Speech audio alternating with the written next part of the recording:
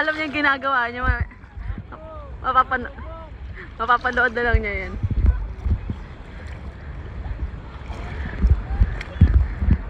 Tumataas na yung tubig. Hindi, ganun pa din, Bi.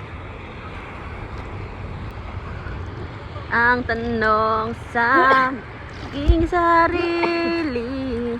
Ito po si Irish. Si Irish na aming kaibigan. Hindi po siya lumalangoy. Parang jellyfish lang. Lutang-lutang lang po kami dito.